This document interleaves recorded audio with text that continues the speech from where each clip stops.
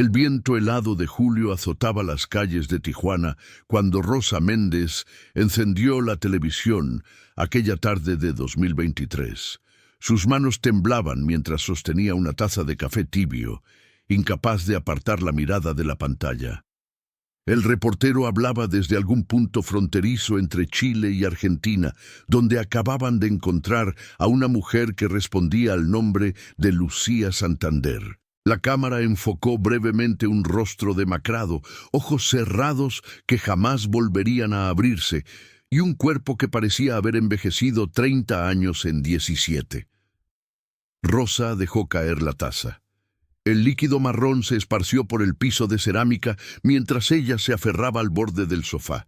Conocía ese nombre, conocía esa historia, porque 17 años atrás, en 2006, las hermanas Lucía y Elena Santander habían desaparecido durante un viaje familiar a Chile, y Rosa había sido la mejor amiga de su madre, Patricia. Si aún no te has suscrito a nuestro canal, te invito a que lo hagas ahora mismo para no perderte historias como esta que te mantienen al borde del asiento. Y cuéntanos en los comentarios desde qué parte del mundo nos estás viendo. Ahora, continuemos con esta historia que te dejará sin palabras. La historia había comenzado un luminoso día de invierno chileno. Las hermanas Santander, de 12 y 14 años respectivamente, habían viajado con sus padres desde Tijuana hasta Valparaíso para visitar a la abuela materna, quien llevaba meses enferma. La familia mexicana tenía raíces chilenas que se remontaban 2 generaciones atrás, cuando el abuelo de Patricia había emigrado a México buscando mejores oportunidades. Ahora, después de tantos años, regresaban para despedirse de la matriarca que se apagaba lentamente en una casa con vista al Océano Pacífico. Patricia y su esposo, Fernando, habían planificado el viaje durante meses. Compraron boletos de avión con anticipación, reservaron un pequeño departamento en el Cerro Alegre y prepararon maletas con ropa abrigada para enfrentar el frío austral que contrastaba dramáticamente con el clima templado de Tijuana. Las niñas estaban emocionadas. Lucía, la mayor, había leído todo lo que pudo sobre Valparaíso, sus casas coloridas, sus ascensores históricos, su historia portuaria. Elena, más tímida pero igualmente curiosa, había llenado un cuaderno con preguntas para su abuela sobre la vida en Chile. El primer día transcurrió sin incidentes. Visitaron a la abuela en el hospital, recorrieron las calles empedradas del puerto, comieron empanadas en un pequeño local donde el dueño recordaba vagamente al abuelo de Patricia. Las niñas se maravillaron con los perros callejeros que poblaban cada esquina, con el sonido de las gaviotas que se mezclaba con el bullicio urbano, con el aroma a mar y humedad que impregnaba cada rincón. Fue el segundo día cuando todo cambió. Patricia y Fernando decidieron visitar el cementerio donde estaban enterrados varios familiares. Las niñas, aburridas ante la perspectiva de pasar horas entre tumbas, pidieron permiso para explorar un mercado de artesanías que habían visto cerca del departamento. Patricia dudó, Fernando también, pero las niñas insistieron, prometiendo regresar antes de las 5 de la tarde, y finalmente los padres cedieron. Lucía y Elena salieron del departamento a las 2:30 de la tarde, abrigadas con chaquetas gruesas y bufandas de lana. Patricia las vio alejarse por la calle empinada, sus figuras haciéndose cada vez más pequeñas entre las casas pintadas de amarillo, azul y naranja. Fue la última vez que las vio. A las 5 de la tarde, las niñas no habían regresado. Patricia llamó al mercado de artesanías, pero nadie recordaba haber visto a 2 adolescentes mexicanas. A las 6, Fernando recorrió cada calle del barrio, preguntando a vecinos y comerciantes. A las 7 llamaron a la policía chilena. A las 8 la noche había caído sobre Valparaíso como una manta pesada y las hermanas Santander habían desaparecido del mundo conocido. La investigación inicial fue caótica. La policía chilena, aunque profesional, se enfrentaba a un caso sin testigos, sin pistas, sin ningún indicio de hacia dónde habían ido las niñas. Los padres pasaron las siguientes semanas pegando carteles por toda la ciudad, apareciendo en noticieros locales, suplicando a quien tuviera información que se comunicara. La embajada mexicana en Santiago se involucró, presionando a las autoridades chilenas para que intensificaran la búsqueda. Pero el rastro estaba frío. Algunos testigos dijeron haber visto a 2 niñas que coincidían con la descripción caminando hacia el puerto. Otros mencionaron un auto blanco estacionado cerca del mercado de artesanías. Un vendedor de flores recordaba haber visto a una de ellas, tal vez Lucía, hablando con un hombre mayor, aunque no estaba seguro. Las pistas se multiplicaban y se contradecían, formando un laberinto de posibilidades que no conducían a ninguna parte. Patricia y Fernando permanecieron en Chile durante 3 meses, negándose a regresar a México sin sus hijas. La abuela murió en ese período, pero ni siquiera asistieron al funeral. Cada minuto, cada segundo, estaba dedicado a buscar a Lucía y Elena. Contrataron a un detective privado, un hombre canoso llamado Víctor Herrera, que había trabajado en casos de trata de personas. Herrera les explicó con una honestidad brutal que las primeras 48 horas eran cruciales en casos de desaparición, y que después de ese tiempo las estadísticas se volvían cada vez más sombrías. Eventualmente, el dinero se agotó. Los ahorros familiares se habían consumido en hoteles, comidas, investigadores privados y viajes constantes entre ciudades chilenas, siguiendo pistas que resultaban ser callejones sin salida. Patricia y Fernando tuvieron que regresar a Tijuana, donde sus trabajos los esperaban y donde las deudas comenzaban a acumularse. Dejaron información de contacto con las autoridades chilenas, con organizaciones de búsqueda de personas desaparecidas, con cada conocido que habían hecho durante esos meses infernales. De vuelta en México, la vida de la familia Santander se convirtió en una existencia fantasmal. Patricia no podía trabajar sin derrumbarse en llanto a media jornada. Fernando desarrolló insomnio crónico y comenzó a tomar pastillas para dormir. La casa en Tijuana, que antes había sido un hogar alegre lleno de risas y música, se transformó en un mausoleo silencioso donde cada objeto recordaba a las niñas perdidas. La habitación que compartían Lucía y Elena permanecía intacta, como si en cualquier momento fueran a entrar por la puerta exigiendo la cena. Rosa Méndez, quien había sido amiga de Patricia desde la universidad, se convirtió en su único apoyo constante. Visitaba la casa cada semana, traía comida, escuchaba las mismas historias una y otra vez sin mostrar impaciencia. Rosa había perdido a un hermano en un accidente automovilístico años atrás y conocía el peso aplastante del duelo, aunque sabía que el duelo de Patricia era diferente. Peor, porque no había cuerpos que enterrar, no había certeza, solo un vacío interminable poblado de preguntas sin respuesta. Los años pasaron con una lentitud dolorosa. 2007, 2008, 2009. Cada aniversario de la desaparición era un recordatorio hiriente. Patricia se unió a grupos de familias con personas desaparecidas, participó en marchas, dio entrevistas a medios que cada vez mostraban menos interés. Fernando cayó en una depresión profunda que lo llevó a intentar suicidarse en 2010. Sobrevivió, pero algo en él se había roto de manera irreparable. En 2012, 6 años después de la desaparición, llegó una pista inesperada. Una mujer que trabajaba en una ONG dedicada a rescatar víctimas de trata en Argentina contactó a Patricia. Había escuchado rumores de dos hermanas mexicanas que habían sido vistas en Mendoza, cerca de la frontera con Chile, trabajando en condiciones que sonaban a esclavitud. La mujer no podía confirmar nada, pero sentía que debía informar. Patricia y Fernando viajaron inmediatamente a Mendoza. Gastaron sus últimos ahorros en ese viaje, hipotecando incluso la casa para financiar la búsqueda. Recorrieron barrios marginales, hablaron con trabajadoras sociales, con policías, con cualquiera que pudiera tener información. Encontraron docenas de historias horribles de explotación y abuso, pero ninguna de las víctimas era Lucía o Elena. El viaje fue devastador.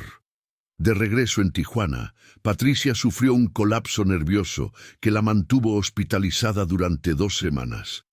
Cuando salió, algo había cambiado en sus ojos. Ya no era la mujer determinada que había pasado años buscando incansablemente. Era alguien roto, derrotado, que apenas podía levantarse de la cama cada mañana. Fernando tampoco pudo soportarlo. En 2013 se mudó a Monterrey para vivir con un hermano, incapaz de seguir en la casa donde cada pared gritaba los nombres de sus hijas desaparecidas. Patricia no lo culpó. Ella misma había considerado escapar 1000 veces, pero algo la mantenía atada a Tijuana, como si alejarse significara abandonar definitivamente a Lucía y Elena. Rosa continuó visitando, ahora con más frecuencia. Ayudaba a Patricia con las cuentas, con las compras, con las tareas básicas de supervivencia que su amiga ya no podía manejar.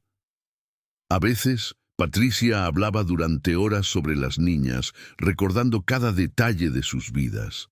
Cómo Lucía siempre organizaba sus libros por color, cómo Elena cantaba en la ducha canciones inventadas, cómo ambas peleaban por tonterías, pero se defendían ferozmente cuando alguien externo las amenazaba. Otras veces, Patricia simplemente se sentaba en silencio, mirando por la ventana hacia un horizonte que nunca traía respuestas. Los años siguientes fueron una repetición monótona de dolor. 2014, 2015, 2016. Patricia cumplió 50 años sin celebración alguna. Su cabello se volvió completamente gris. Desarrolló artritis en las manos de tanto sostener fotografías de sus hijas, acariciando los rostros impresos como si pudiera materializarlas a través del papel.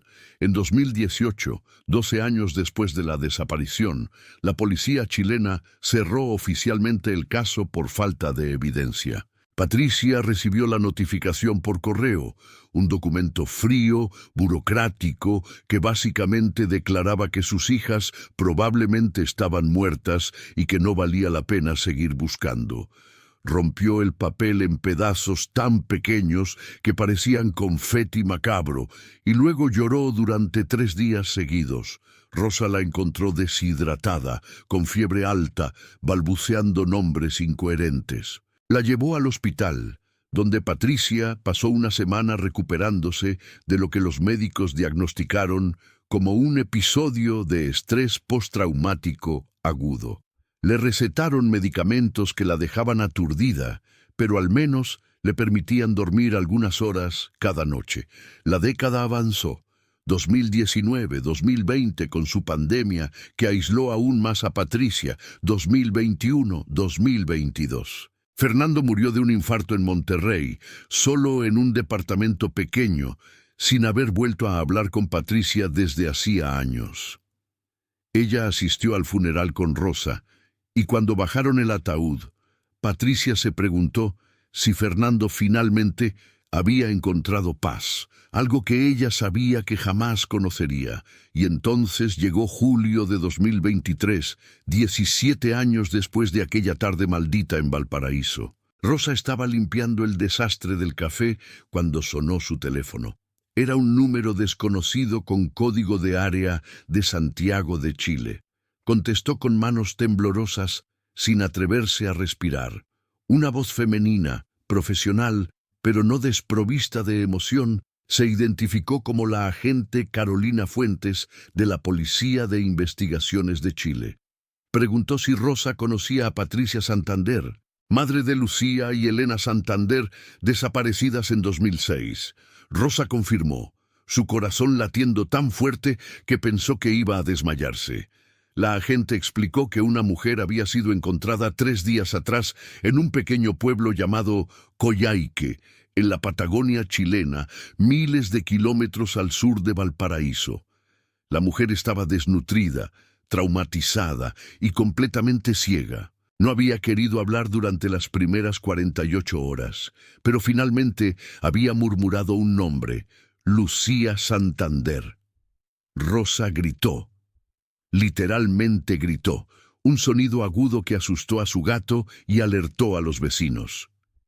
Cuando recuperó el control, preguntó por Elena, pero la agente guardó silencio antes de responder que solo habían encontrado a una mujer, no a 2.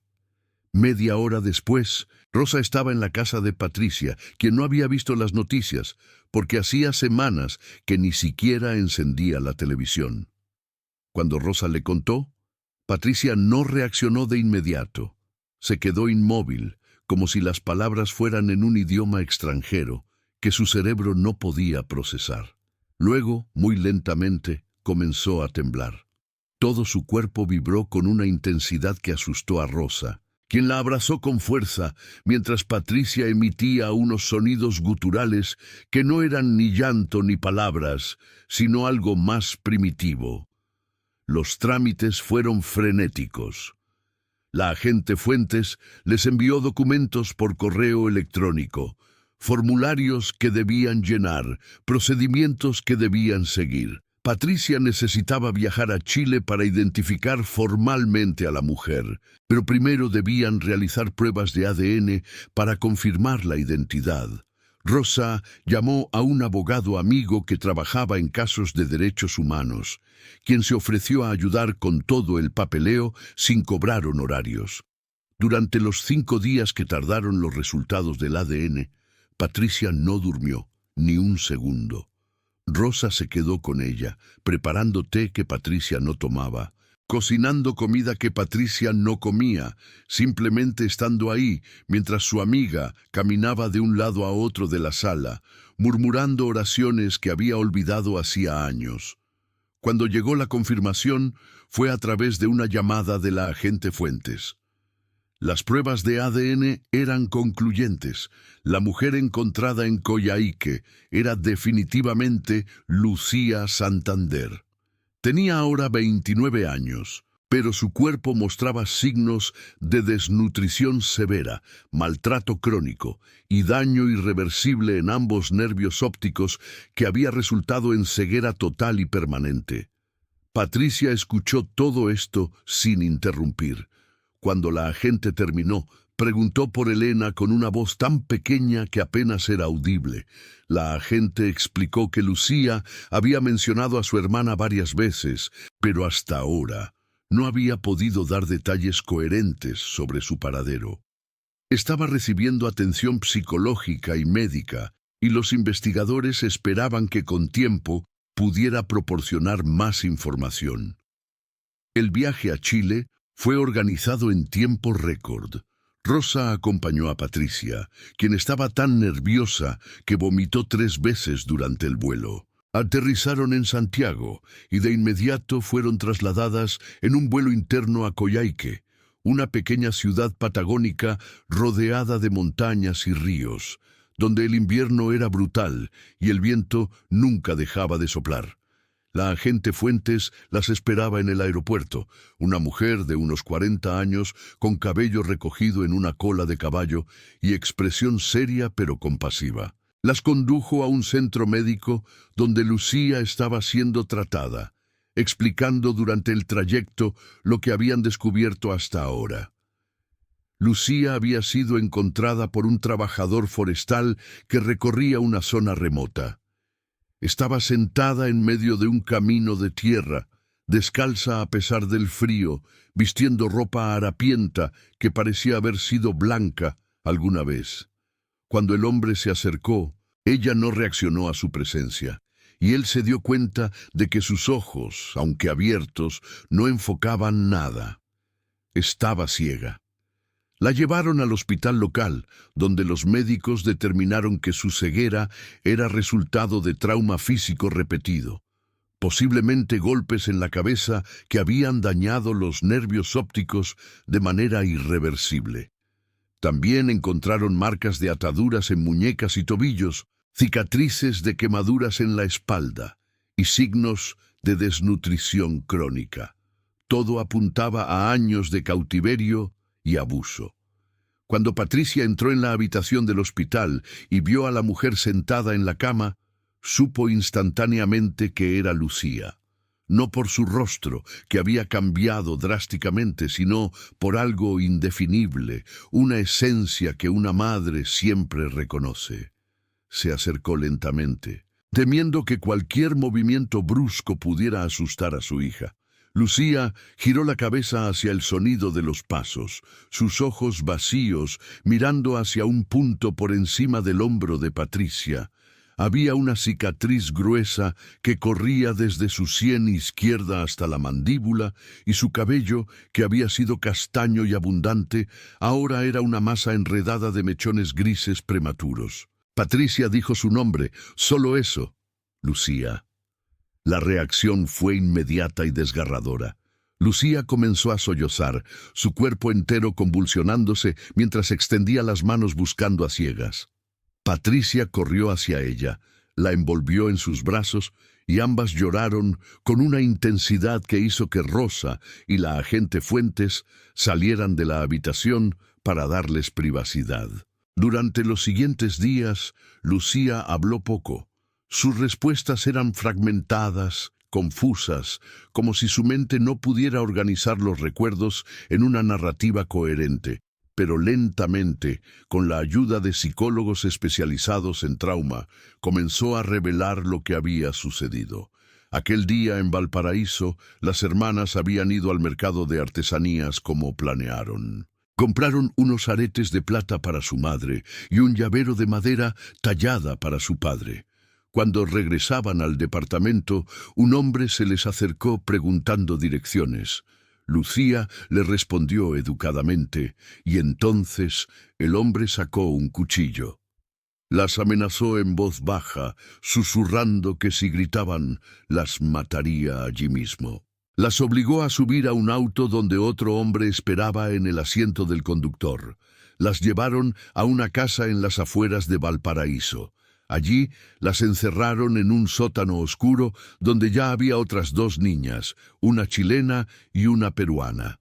Durante semanas fueron retenidas en esa casa, donde los hombres las alimentaban con sobras y las amenazaban constantemente. Lucía intentó escapar una vez y recibió una golpiza tan severa que perdió 2 dientes. Eventualmente las movieron. Lucía no sabía cuánto tiempo había pasado, tal vez 1 mes, tal vez 2. Las subieron a un camión cubierto y viajaron durante horas, tal vez días, deteniéndose solo para ir al baño en lugares remotos donde no había nadie que pudiera ayudarlas. Cuando finalmente llegaron a su destino, estaban en algún lugar de Argentina, aunque Lucía no supo exactamente dónde hasta años después. Allí comenzó el verdadero infierno. Las hermanas fueron separadas. Lucía fue llevada a una granja remota donde un hombre llamado Héctor la obligaba a trabajar en el campo desde el amanecer hasta el anochecer. De noche, la encerraba en un granero sin luz, sin calefacción, alimentándola con lo mínimo para mantenerla con vida. Si desobedecía, la golpeaba. Si protestaba, no comía durante días. Elena fue llevada a otro lugar. Lucía la vio una última vez antes de que se la llevaran, llorando y gritando el nombre de su hermana. Durante años, Lucía no supo qué había sido de Elena.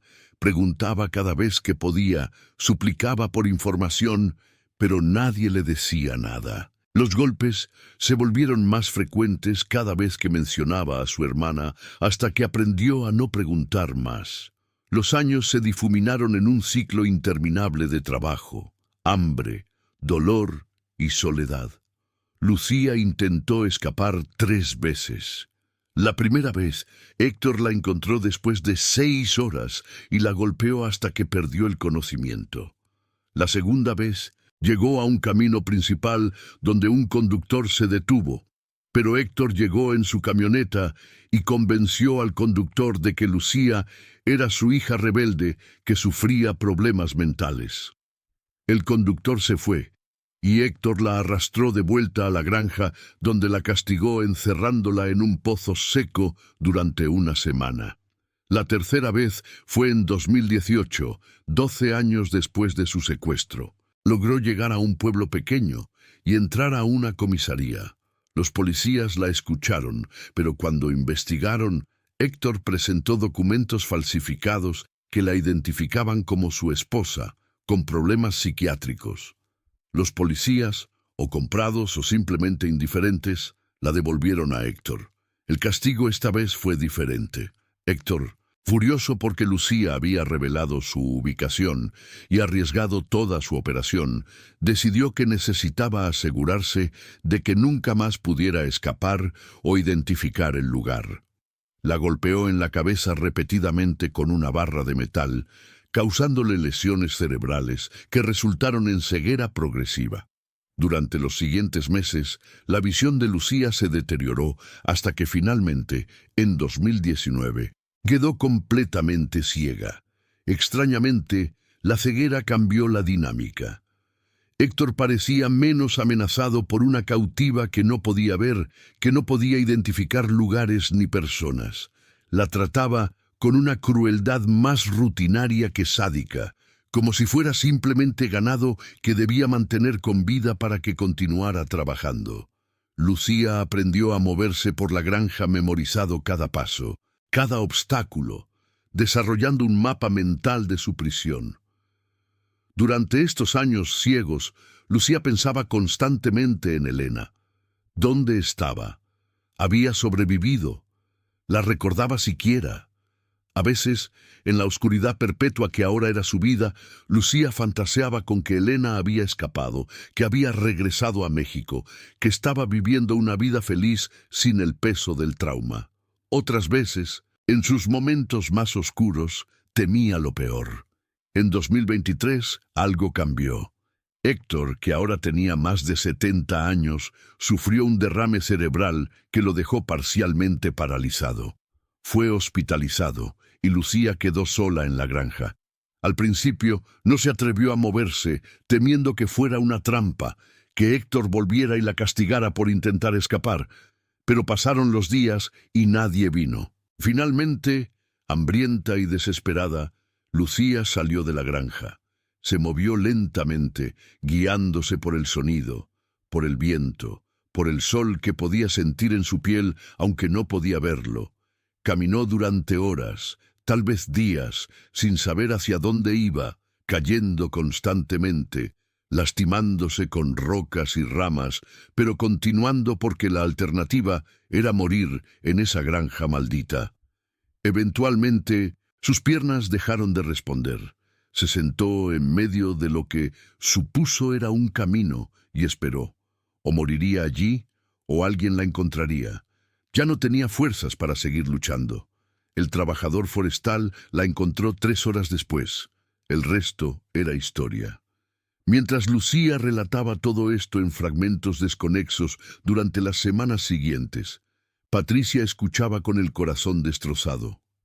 Rosa, que visitó varias veces durante la estadía en Chile, lloraba abiertamente cada vez que Lucía compartía un nuevo fragmento de horror.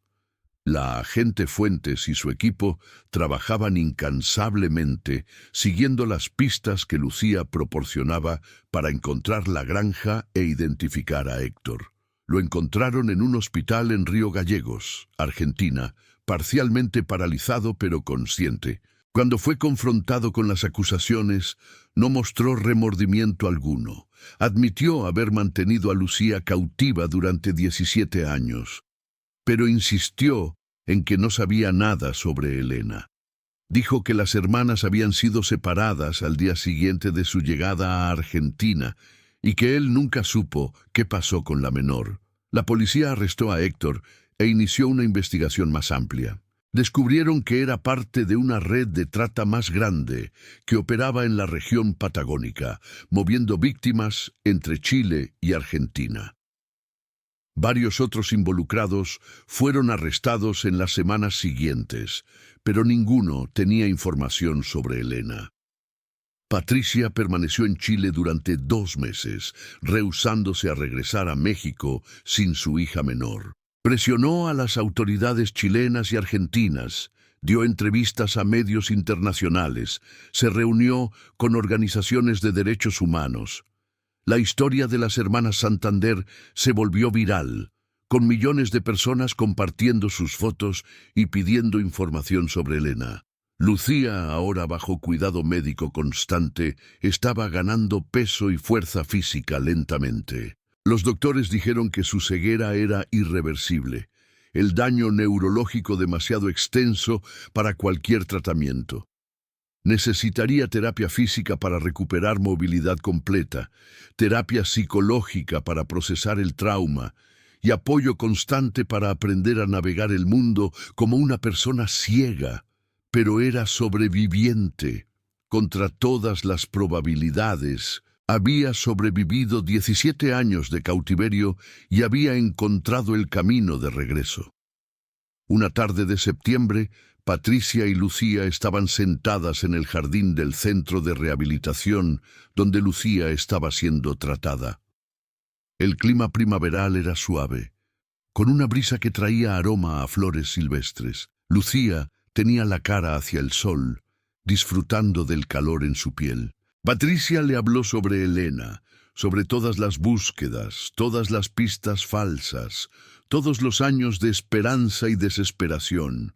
Lucía escuchaba en silencio, lágrimas rodando por sus mejillas desde ojos que nunca más verían. Cuando Patricia terminó, Lucía habló con una voz que apenas era un susurro. Ella cantaba. Ese último día, cuando nos separaron, ella cantaba esa canción que inventaba en la ducha. La escuché hasta que el camión se alejó y ya no pude oír nada más. Patricia tomó la mano de su hija y la apretó con fuerza.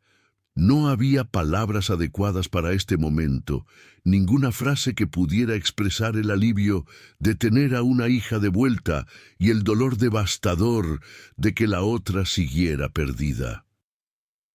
En octubre, Patricia y Lucía finalmente regresaron a Tijuana. El viaje fue largo y agotador, con Lucía sobresaltándose ante cada sonido desconocido, aferrándose al brazo de su madre como si temiera que desaparecería si la soltaba.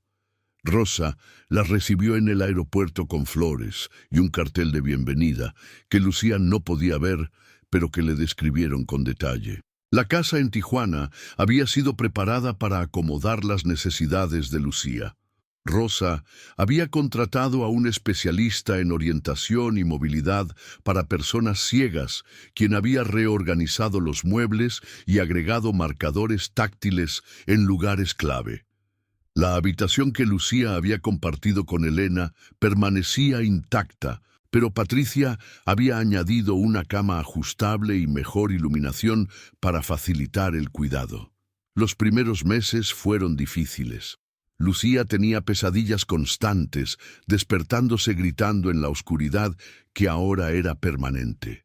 Patricia dormía en una cama junto a la de su hija, lista para consolarla cada vez que el terror la invadía. Rosa visitaba diariamente, trayendo comida, ayudando con citas médicas, simplemente estando presente. Lentamente Lucía comenzó a adaptarse. Aprendió a moverse por la casa usando un bastón especial, memorizando la ubicación de cada mueble, cada puerta, cada escalón. Comenzó terapia con una psicóloga especializada en trauma complejo, quien trabajaba pacientemente desempacando 17 años de horror. Algunas sesiones terminaban con Lucía sollozando incontrolablemente. Otras veces lograba hablar con una calma casi inquietante sobre experiencias que habrían destruido a personas menos resistentes. En enero de 2024, 6 meses después de su regreso, Lucía mencionó por primera vez que quería aprender braille. Patricia contrató inmediatamente a un instructor, quien venía a la casa 3 veces por semana. Lucía era una estudiante dedicada, sus dedos moviéndose sobre los puntos elevados con una concentración feroz, como si cada palabra aprendida fuera un acto de desafío contra todo lo que le habían quitado. Mientras tanto, la búsqueda de Elena continuaba. Patricia había formado una fundación dedicada a encontrar personas desaparecidas, financiada parcialmente por donaciones que llegaban de toda América Latina después de que la historia se volviera internacional.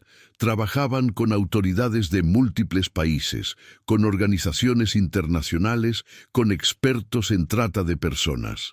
Héctor fue eventualmente sentenciado a cadena perpetua en Argentina, pero hasta su último día insistió en que no sabía nada sobre el paradero de Elena. Otros miembros de la red fueron interrogados exhaustivamente. Algunos proporcionaron información útil sobre otras víctimas que fueron rescatadas, pero nadie podía decir qué había pasado con la hermana menor de Lucía. En marzo de 2024 llegó una pista. Una mujer que había sido rescatada de una situación de trata en Bolivia contactó a la fundación. Dijo que años atrás, cuando estaba cautiva en Salta, Argentina, había conocido a una joven mexicana llamada Elena que hablaba de una hermana llamada Lucía. La mujer no estaba segura del año exacto, tal vez 2014 o 2015, pero recordaba que Elena le había dicho que había sido separada de su hermana cuando eran niñas. Patricia y un equipo de investigadores viajaron inmediatamente a Salta. Entrevistaron a la mujer en detalle, siguieron cada pista que proporcionó, pero el rastro se enfriaba rápidamente. El lugar donde supuestamente Elena había estado ya no existía. Había sido demolido años atrás. Las personas involucradas habían desaparecido o estaban muertas. Pero al menos confirmaba que Elena había estado viva hasta al menos 2014, 8 años después de la desaparición. Era algo, no mucho, pero algo. De vuelta en Tijuana, Patricia compartió la noticia con Lucía. Su hija escuchó en silencio, sus manos moviéndose nerviosamente sobre el libro de braille que estaba leyendo. «Ella está viva», dijo Lucía finalmente. No era una pregunta, sino una declaración. «Lo sé, lo siento aquí». Puso una mano sobre su corazón. «Si estuviera muerta, yo lo sabría». Patricia quería creerle, necesitaba creerle, pero después de 18 años de esperanzas destrozadas, era difícil mantener la fe. Los meses siguientes trajeron más pistas, todas ellas prometedoras pero ninguna definitiva. Una mujer en Paraguay dijo haber conocido a alguien que coincidía con la descripción de Elena. Un trabajador social en Perú reportó una joven en un refugio que hablaba español con acento mexicano. Cada pista era investigada exhaustivamente, y cada vez resultaba ser otra persona, otra víctima de una tragedia diferente, pero igualmente horrible. En junio de 2024, Lucía dio su primera entrevista pública. Sentada junto a su madre en el estudio de un noticiero nacional mexicano, con gafas oscuras cubriendo sus ojos ciegos, habló con una voz tranquila pero firme sobre su experiencia. Describió los años de cautiverio, la ceguera, el miedo constante, pero también habló de esperanza, de la resiliencia del espíritu humano, de su determinación de reconstruir su vida. Al final de la entrevista, se dirigió directamente a la cámara, a pesar de no poder verla. «Elena, si estás viendo esto, si puedes oírme, estoy aquí. Mamá está aquí. Te estamos buscando y nunca dejaremos de buscarte. Sé fuerte, hermana. Te amo». La entrevista se volvió viral inmediatamente, vista por millones de personas en todo el continente. Las redes sociales explotaron con mensajes de apoyo. con personas compartiendo información, con ofertas de ayuda. Durante las siguientes semanas, la Fundación recibió cientos de nuevas pistas, aunque la mayoría resultaron ser casos de identidad equivocada o información desactualizada. Pero una pista se destacó. Una enfermera en Asunción, Paraguay, contactó a la Fundación con información sobre una paciente que había tratado meses atrás en un hospital público. La mujer había sido admitida después de ser encontrada deambulando por las calles, desnutrida y desorientada. Hablaba español, con un acento que la enfermera había identificado como mexicano, y en varios momentos de delirio había mencionado nombres que incluían Lucía y Valparaíso. La enfermera había intentado obtener más información, pero la mujer había sido trasladada a una institución psiquiátrica después de unos días. La enfermera no sabía a cuál exactamente, pero recordaba que era en las afueras de Asunción. Patricia no dudó, con Lucía insistiendo en acompañarla a pesar de las protestas de los médicos sobre los riesgos del viaje para alguien en su condición. Volaron a Paraguay. Rosa fue con ellas como siempre, la roca silenciosa sobre la que Patricia se había apoyado durante todos estos años imposibles. En Asunción, trabajaron con autoridades locales para identificar la institución psiquiátrica correcta. Tomó 3 días y visitas a 4 diferentes hospitales antes de encontrarla. Un edificio deteriorado en las afueras de la ciudad, donde pacientes sin recursos ni familia eran alojados en condiciones deplorables. El director fue inicialmente reacio a proporcionar información, citando leyes de privacidad. Pero cuando Patricia mostró las fotos de Elena, cuando explicó la situación, cuando amenazó con involucrar a la embajada mexicana y a los medios internacionales, el hombre finalmente cedió. Había una paciente que coincidía con la descripción. Había sido admitida 8 meses atrás, encontrada en la calle sin identificación. No hablaba mucho. Pasaba la mayor parte del tiempo sentada mirando por una ventana. El personal la había apodado la mexicana por su acento, aunque ella nunca había confirmado su nacionalidad. El director las guió por pasillos malolientes hasta una sala común donde varios pacientes estaban sentados en sillas de plástico, algunos mirando televisión, otros simplemente existiendo en un estado de catatonia medicada. Una mujer estaba sentada sola junto a una ventana sucia, su perfil visible contra la luz grisácea del exterior. Tenía cabello largo y oscuro, ahora mezclado con gris prematuro. Su rostro era delgado, con pómulos pronunciados y ojeras profundas. Pero cuando Patricia se acercó y vio sus rasgos de perfil, el corazón se le detuvo.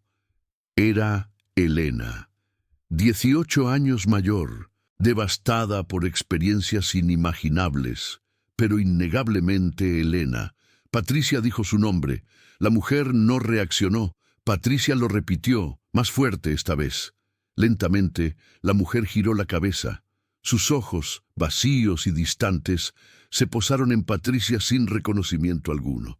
Lucía, guiada por Rosa, avanzó hacia su hermana. «Elena», dijo, su voz quebrándose. «Soy yo, Lucía, tu hermana». Algo cambió en los ojos de Elena. Un destello de reconocimiento, tal vez, o quizás solo confusión. Abrió la boca como para hablar, pero no salió ningún sonido. Patricia se arrodilló frente a su hija tomando sus manos frías. «Elena, mi amor, somos nosotras, mamá y Lucía. Vinimos a llevarte a casa». Elena miró a su madre, luego a Lucía. Sus labios temblaron. Una lágrima rodó por su mejilla. Y entonces, con una voz oxidada por años de desuso, susurró: «¿Lucía está ciega?». Fue una pregunta extraña para ese momento, pero Patricia entendió inmediatamente que Elena estaba procesando la imagen de su hermana con bastón y gafas oscuras, tratando de reconciliar esa realidad con sus recuerdos de una adolescente de 14 años con ojos brillantes. «Sí», respondió Lucía simplemente, «pero estoy aquí, estamos aquí, y nunca más nos separaremos». Elena comenzó a llorar entonces, un llanto silencioso que sacudía sus hombros. Patricia la abrazó y Lucía se unió al abrazo, las tres mujeres Santander finalmente reunidas después de 18 años de separación forzada.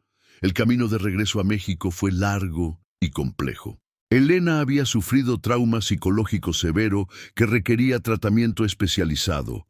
Los médicos paraguayos diagnosticaron trastorno de estrés postraumático complejo, depresión severa y episodios disociativos. Necesitaría terapia intensiva, medicación cuidadosamente monitoreada y mucho tiempo para sanar, pero estaba viva. Contra todas las probabilidades, ambas hermanas habían sobrevivido y ahora estaban de camino a casa. En el vuelo de regreso, con Elena sedada suavemente para manejar la ansiedad del viaje, Patricia miró a sus dos hijas. Lucía dormía en el asiento junto a ella, su bastón plegable guardado en el compartimento superior. Elena estaba al otro lado, su cabeza apoyada contra la ventana, sus labios moviéndose en un murmullo constante que los doctores dijeron era común en pacientes con su nivel de trauma. Rosa, sentada detrás de ellas, se inclinó hacia adelante y tocó el hombro de Patricia. «Lo lograste», susurró. «Las encontraste a ambas». Patricia negó con la cabeza. «Ellas se encontraron a sí mismas», respondió. «Yo solo mantuve la luz encendida para guiarlas a casa».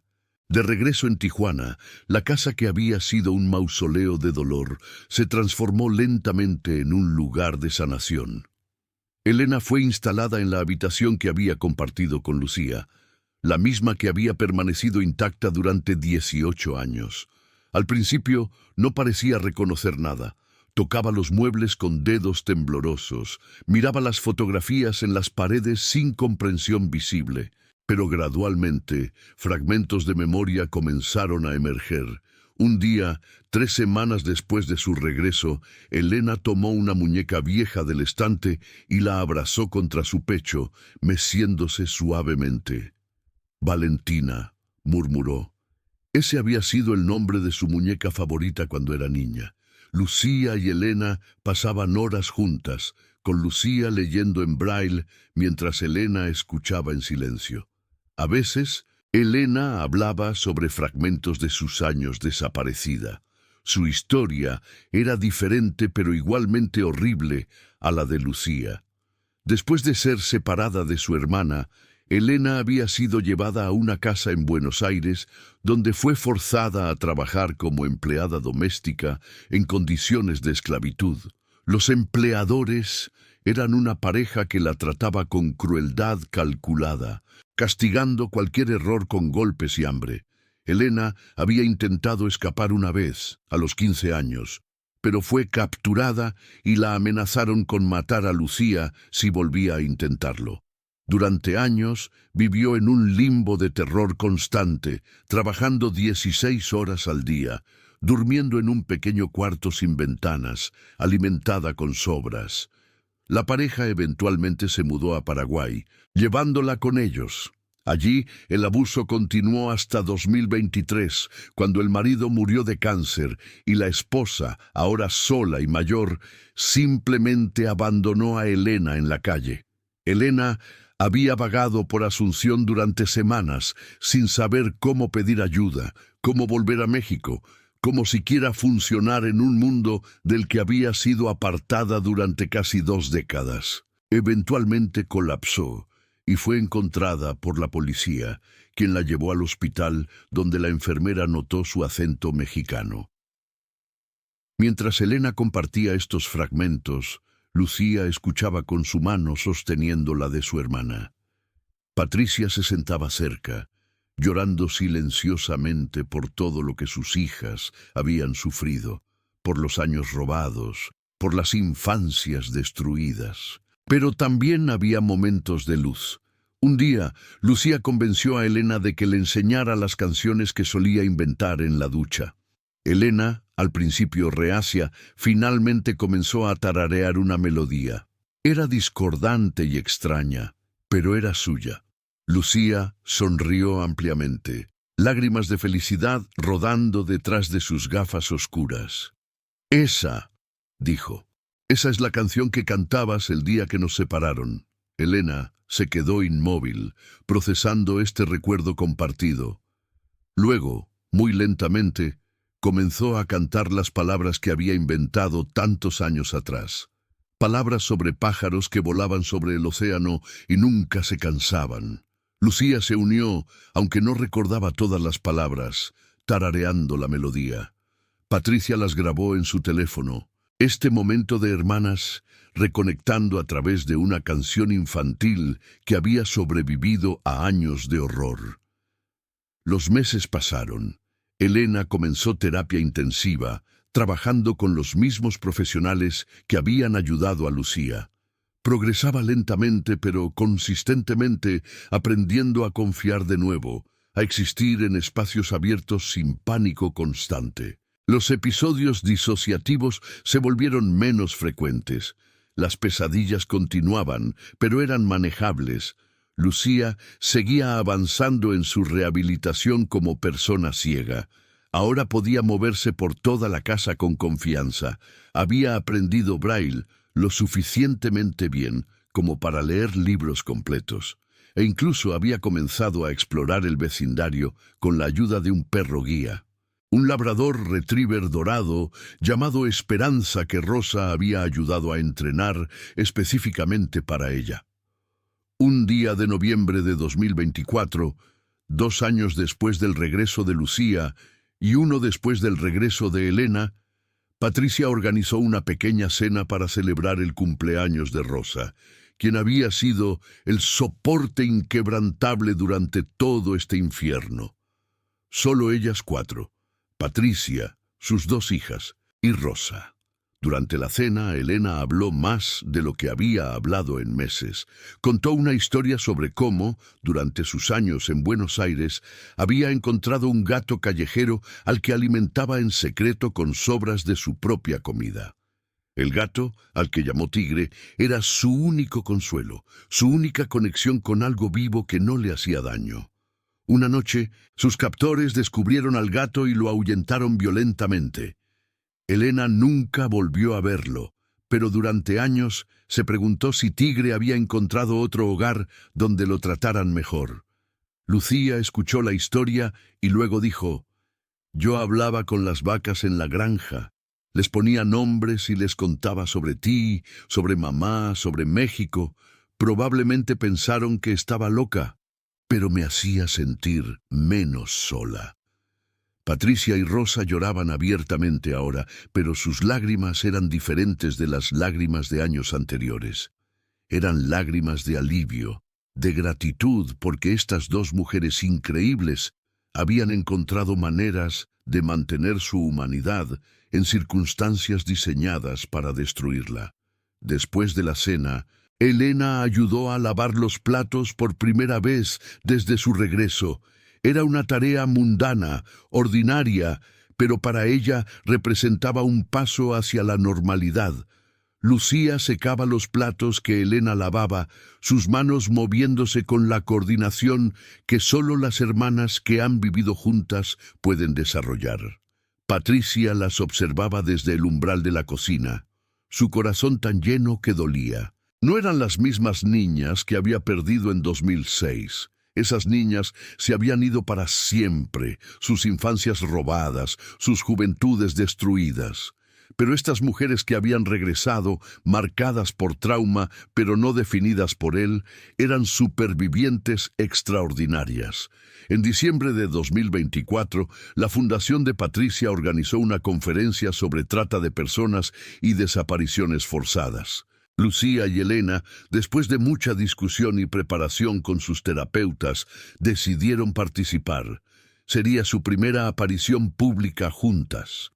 El día de la conferencia, el auditorio estaba lleno de periodistas, activistas, familias de personas desaparecidas y autoridades de varios países. Patricia habló primero, contando la historia desde su perspectiva, los años de búsqueda incansable, las pistas falsas, la desesperación que casi la destruye y el milagro de tener a ambas hijas de vuelta. Luego Lucía subió al escenario, guiada por Esperanza. Habló con una voz tranquila pero clara sobre los 17 años de cautiverio, sobre la ceguera que ahora era parte permanente de su vida, sobre el proceso de reconstrucción. «No busco lástima», dijo claramente. «Busco justicia. Para mí, para mi hermana, para las miles de otras víctimas que todavía están cautivas, que todavía están perdidas, que todavía esperan que alguien las encuentre». Finalmente, Elena subió al escenario. Su ansiedad era visible. Sus manos temblaban mientras sostenía el micrófono, pero cuando comenzó a hablar, su voz era firme. «Durante 18 años, los hombres que me mantuvieron cautiva me dijeron que nadie me estaba buscando, que mi familia me había olvidado, que era más fácil rendirme. Pero mi madre nunca dejó de buscar, mi hermana nunca dejó de esperar, y yo nunca dejé de creer que algún día volvería a casa». La audiencia se puso de pie en una ovación que duró varios minutos. Personas lloraban abiertamente. Patricia, Rosa, Lucía y Elena se abrazaron en el escenario, 4 mujeres que habían sobrevivido a una pesadilla que había durado casi 2 décadas. Después de la conferencia, docenas de familias con personas desaparecidas se acercaron a Patricia, buscando consejo, buscando esperanza.